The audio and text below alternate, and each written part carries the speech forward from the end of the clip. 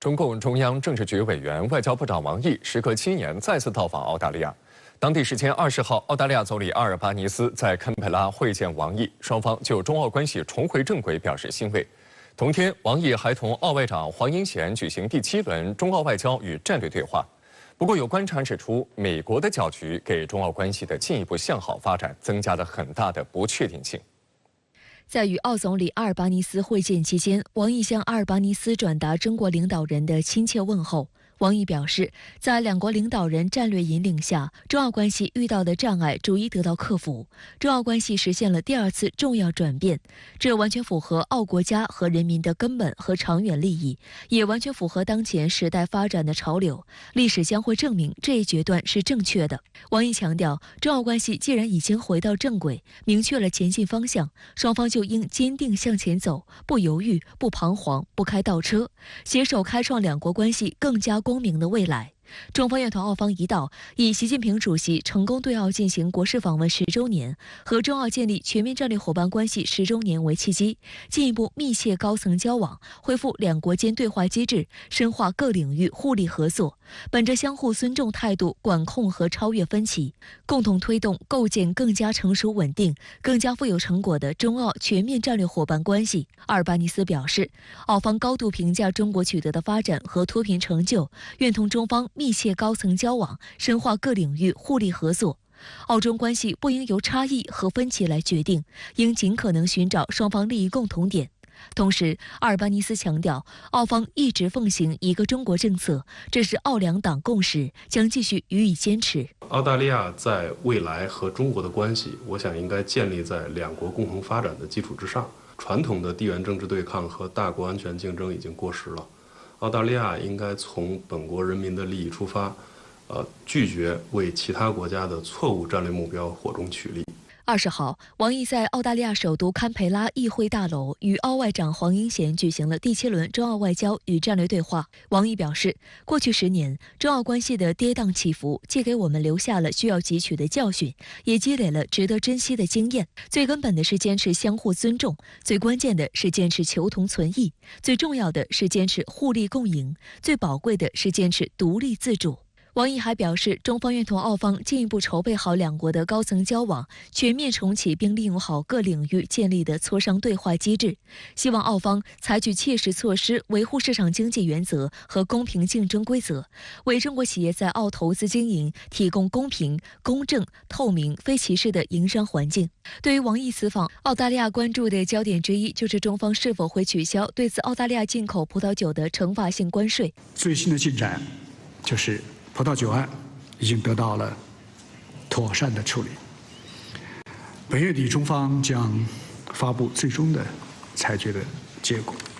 有观察指出，近1年多来，中澳关系逐渐走出此前持续数年的低位徘徊，呈现出改善发展的势头。王毅此访则有助于加强对话合作，进一步推动双边关系稳定健康发展。但同时也要注意到，作为奥库斯与五眼联盟成员，在推动对华关系回稳发展的过程中，澳方仍坚持配合美国的印太战略，很大程度上对中澳关系的进一步向好发展增加了很大的不确定性。这种良性关系能否延续，主要还是取决于澳方接下来的表现。澳大利亚作为五眼联盟和奥库斯同盟的国家，它的对华政策在很大程度上会受到对美政策的影响。有数据显示，苹果系列产品在华销量出现较大幅度的滑坡。苹果公司首席执行官蒂姆·库克近日访问上海，并表示，没有比中国更为重要的地方。库克现身上海，释放了外资看好中国的积极信号。而就在近日，国务院办公厅印发扎实推进高水平对外开放、更大力度吸引和利用外资行动方案的通知，进一步拓宽外商投资空间。农好上海，苹果 CEO 库克昨天在微博发布一则视频，说今早与郑恺一起外滩漫步，并品尝一顿传统的上海早餐。回到这座非凡的城市，总是令我特别欣喜。中国演员郑恺也在微博表示，外滩偶遇库克，还一起吃了个早饭。据 CNBC 报道，库克此次再到上海，或为苹果新产品造势有关。该公司位于上海市静安区的新零售店将于21号开业。报道提到，库克经常访问中国，后者是苹果公司的重要市场和制造基地。本月早些时候，苹果还宣布了扩大上海和深圳研究中心的计划。但有报道称，2024开年的前6周 ，iPhone 在中国的销量较去年同期下降了24%。库克在上海接受媒体采访时表示，对于苹果的供应链来说，我觉得没有比中国更为重要的地方了。过去30年，我们一直不断拓展我们在中国的供应链，而且不断加大投资。现在的工厂现代化水平非常高。除了郑恺，也有网友晒出了在苹果专卖店偶遇 CEO 的视频。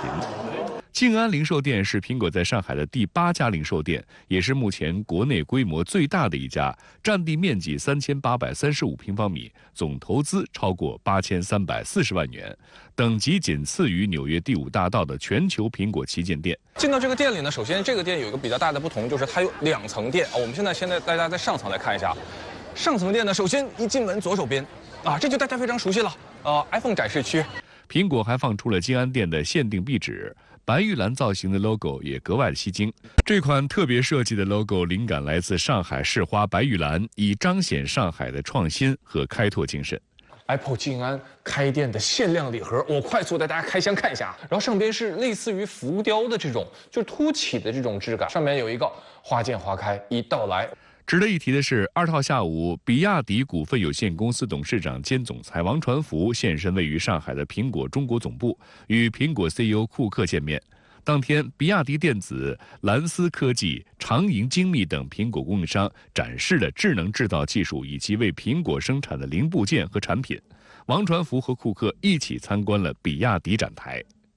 库克现身上海，无疑释放了外资看好中国的积极信号。近日，国务院办公厅印发扎实推进高水平对外开放、更大力度吸引和利用外资行动方案的通知。国家发改委秘书长5号介绍，行动方案将进一步拓宽外商投资空间，进一步优化营商环境，进一步提升要素跨境流动便利化水平。有媒体提问，去年以来外资利用规模有所下降。5号回应称，这反映了大家对于中国继续扩大开放的关切。但是，中国开放的大门永远不会关上，只会越开越大。中国是经济全球化的坚定支持者、维护者。今年1月，联合国贸易和发展会议发表的全球投资趋势观察显示，扣除跨国企业投资中转地因素以后2023年全球跨境投资下降了18%，所以在这样的一个大的环境下，中国吸引外资规模呢应该保持了较好的态势。去年中国新设外资企业数量增长了39.7%，我们相信，对跨国公司而言，与中国同行就是与机遇同行，投资中国就是投资未来。美国大选进入白热化，拜登和特朗普之间的骂战进一步升级。拜登说特朗普心理有问题，特朗普则攻击拜登是民主的威胁。与此同时，特朗普面临巨大的财务危机，此前因为被判民事欺诈，罚款超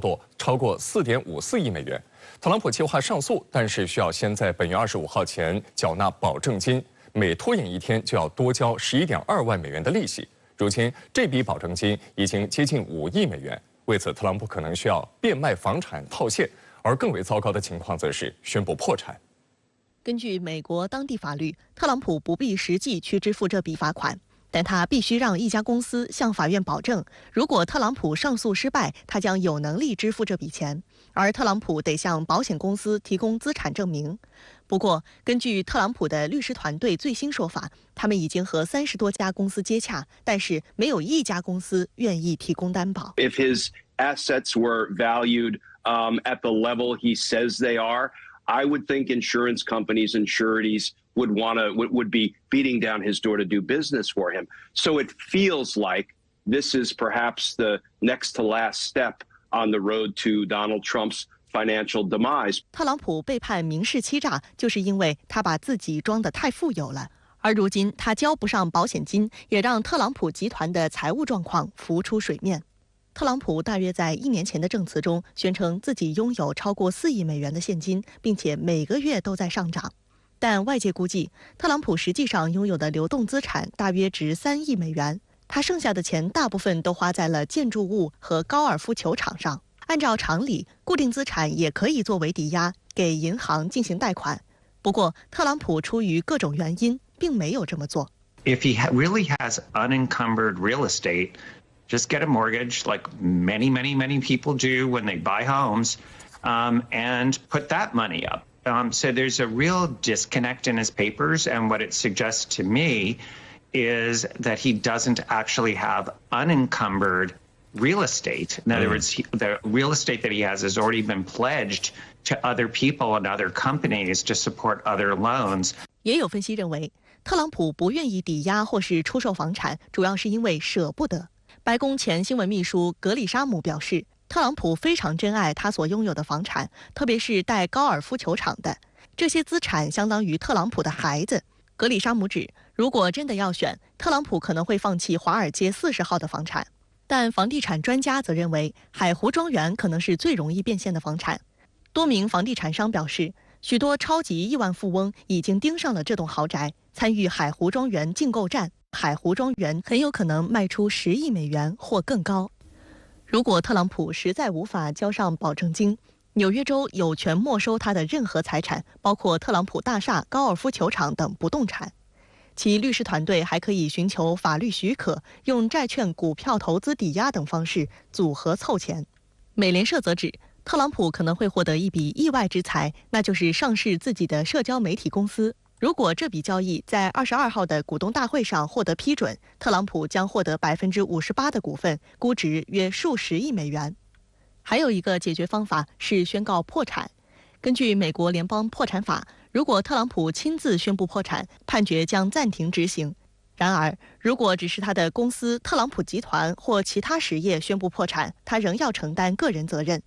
18号，特朗普破产、特朗普大厦等相关词条登上了美国社交平台的热搜榜。It is to his personal brand. It also goes to his political brand. This idea that I built myself up as a billionaire and I could do that for you too goes away if you can't afford to pay this kind of money. 选战进入白热化，拜登和特朗普之间的骂战也进一步升级。19号，拜登在华盛顿的考驾晚宴上开玩笑说，特朗普的心理健康状况不适合当总统。路透社指，特朗普的竞选团队没有回应置评请求。不过，此前特朗普也质疑拜登担任总统的能力，多次指责拜登太老了，当不了总统。而在前几天的一场集会中，特朗普更是攻击拜登是民主的威胁。特朗普扬言，如果他不赢得竞选，美国民主就会结束。Now, if I don't get elected, it's going to be a bloodbath for the whole. That's going to be the least of it. It's going to be a bloodbath. 据美国选举信息网站真正透明政治汇总的民调数据，截至19号，特朗普在全国性民调中平均领先拜登1.7个百分点。同时，超过64%的受访者认为美国正走在错误方向上。来关注俄乌。俄罗斯对外情报局局长谢尔盖·纳雷什金说，法国正准备向乌克兰派出一支2000人规模的部队。法国国防部立即否认这一消息，称这是俄方挑衅。同一天，俄罗斯总统普京下达命令，要逐一点名追查叛徒，无限期惩罚他们。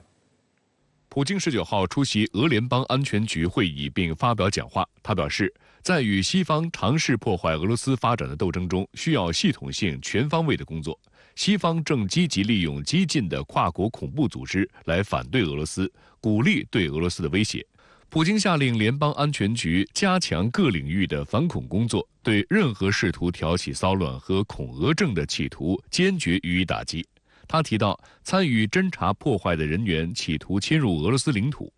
普京说，当我提到这些叛徒时，我要求你们一如既往的不要忘记他们是谁，要逐一点名追查他们。无论他们身在何处，我们都将无限期地惩罚他们。另外，俄罗斯对外情报局新闻处在一份声明中援引局长谢尔盖·纳雷什金的话说，法国现任执政团队并不关心普通法国人的死活，也没把将领的担忧放在心上。据俄罗斯对外情报局获得的情报，用于派往乌克兰的特遣队正在编制当中，第一阶段约有2000人。他同时说，法国军方担心的是，如此规模的部队无法悄悄进入乌克兰，可能会成为俄军的优先合法打击目标。纳雷什金还表示，已经有一些法国公民以雇佣兵等身份在乌克兰与俄军作战。1月17号这天，俄军空袭摧毁哈尔科夫附近的外籍雇佣兵临时部署点，数十名法国公民死亡。这类打击成为俄乌冲突的常事。俄方情报显示，在乌克兰战死的法国人数量不断增加，令法国军方担忧。自20世纪下半叶阿尔及利亚摆脱法国殖民统治的民族解放战争以来，法国从未在海外遭受如此大的损失。在爱丽舍宫看来，在乌克兰战死的法国公民人数已经超过心理上的临界值，相关数字一旦公布，可能引发法国民众的抗议。像这个事儿呢，是俄罗斯对外情报局局长纳雷什金说的，他本身呢就是搞情报的，尤其还是搞对外情报的，所以呢，从他嘴里边说呢，这个事情呢可信度还是比较高的。法国国防部随后发表声明，否认法国已经在乌克兰部署军队或者准备向乌克兰派部队，称纳雷什金的说法是俄罗斯大规模系统性利用假情报的又一个例子，并认为这是一种不负责任的挑衅。对于法方的回应，俄罗斯外交部发言人扎哈罗娃发表讽刺性评论，质问法国当局是否再次抛弃了本国公民。美国国务院发言人韦丹特·帕特尔则说，美方对俄罗斯官员的说法一向半信半疑，如果确有其事，也应该由法国方面来说。他还说，美国总统拜登已经非常明确地表示，美国不准备向乌克兰派部队。帕特尔补充说，北大西洋公约组织秘书长斯托尔滕贝格同样强调，北约不会向乌克兰派兵。意大利总理梅洛尼19号也在议会表示，意大利不赞成向乌克兰派兵。虽然是否派兵乌克兰还未成定数，但美欧在制裁俄罗斯上一直持续加大力度。欧盟官员近日提议动用俄方被冻结资产的利息等收益支援乌克兰。俄罗斯外交部发言人扎哈罗娃20号表示，欧盟的相关做法堪比强盗和小偷行径。俄总统新闻秘书佩茨科夫说，相关提案破坏欧盟法律与国际法的基础，提案一旦实施，那些做出决定的人和国家未来几十年都会被起诉。乌克兰危机2022年2月升级后，西方国家冻结俄罗斯约3000亿美元海外资产，其中大部分在欧洲。美国政府先前说，无论没收还是抵押被冻结的俄罗斯资产用于帮助重建乌克兰，都属合法行为。但一些西方国家对这一说法公开表示不赞成。值得注意的是，特朗普日前接受了英国媒体 GB News 的专访。在3月19号播出节目当中，特朗普谈及俄乌冲突时，自称与俄罗斯总统普京相处得很好。他将乌克兰危机、巴以冲突等归咎于继任者拜登，还声称若自己出任总统，这些冲突都不会发生。You've said before you believe a negotiation can take place to find peace. You could sort it out quickly. But is Putin the kind of man we can negotiate with? Yeah, I think he is. I like Putin. I got along with Putin great. I can tell you one thing, he certainly wouldn't have gone into Ukraine, no way, and he didn't. You know, people say, well, how do you know that? Even Democrats say he wouldn't have gone if I were president. You wouldn't have Ukraine, you wouldn't have had Israel. 另一方面，当地时间19号晚，普京成功连任后，在克里姆林宫与国家杜马各党团领导人会面。俄罗斯联邦共产党中央委员会主席久加诺夫建议普京总统可以从访问中国开启其新任期。普京回复称，我一定会认真考虑您刚才所说的话，不开玩笑。近日，美国总统拜登和以色列总理内塔尼亚胡进行了第20次通话，两人对于向拉法发动地面进攻依然存在分歧。拜登希望停止，而以色列则坚持继续推进。停滞多天的加沙停火谈判18号在卡塔尔多哈再次开启。哈马斯向调解方埃及和卡塔尔提交了一份全面的谈判愿景，内容包括以色列停止对加沙的军事行动，撤出加沙地带，让加沙地带流离失所者返回家园，以及互换被扣押人员等。哈马斯高级成员哈姆丹昨天表示，以色列方面对这一提议的反应总体上是消极的，没有对哈马斯的诉求做出回应。以色列政府应该对加沙地带仍未实现停火以及被扣押人员仍未获释负责。联合国方面此前曾多次警告加沙地带饥饿现象持续加剧，同时批评以色列对进入加沙地带的援助物资层层设卡，以方对此予以否认。同一天，欧盟委员会主席冯德莱恩在布鲁塞尔与到访的联合国秘书长古特雷斯举行会谈。会谈后，双方发表联合声明，表示欧盟和联合国对加沙地带局势和当地正发生的人道主义灾难感到极为担忧，呼吁各方尽快达成停火协议，释放巴以被扣押人员，并允许更多人道主义援助抵达加沙地带。And so we must act now before it is too late. I call on the Israeli authorities to ensure complete and unfettered access for humanitarian goods throughout Gaza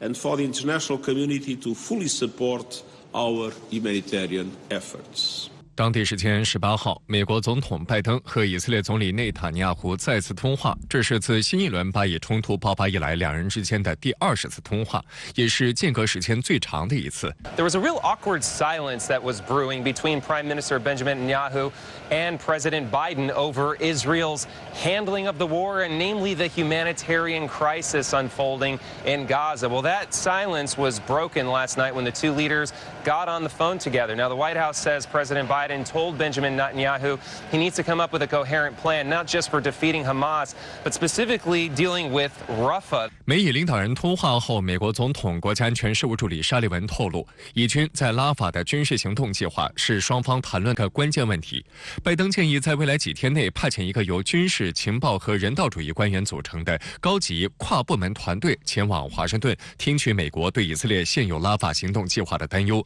并制定一个替代方案，在不开展大规模地面行动的情况下，打击在拉法的哈马斯关键人员，确保埃及和加沙边境的安全。按照沙利文的说法，内塔尼亚胡在电话中已明确同意，最快于本周末派遣一个代表团赴美讨论和接触。但外界注意到，沙利文在白宫记者会上更多披露出的仍然是美以双方的分歧。他一开始就暗示，两国领导人之所以1个多月没有沟通，责任在于以色列。Prime Minister, of course, knows how to reach President Biden. If the Prime Minister felt he needed the President for some reason, he would have picked up the phone and called. 对于内塔尼亚胡要求在拉法开展大规模地面行动，沙利文称，美国政府认为这是一个错误。路透社指，白宫方面的措辞和表态反映出美国和以色列矛盾扩大，领导人之间的电话没能弥合早已摆上台面的分歧。而内塔尼亚胡公开承认，他与拜登对于向拉法发动地面进攻存在意见分歧，以色列仍将推进相关行动。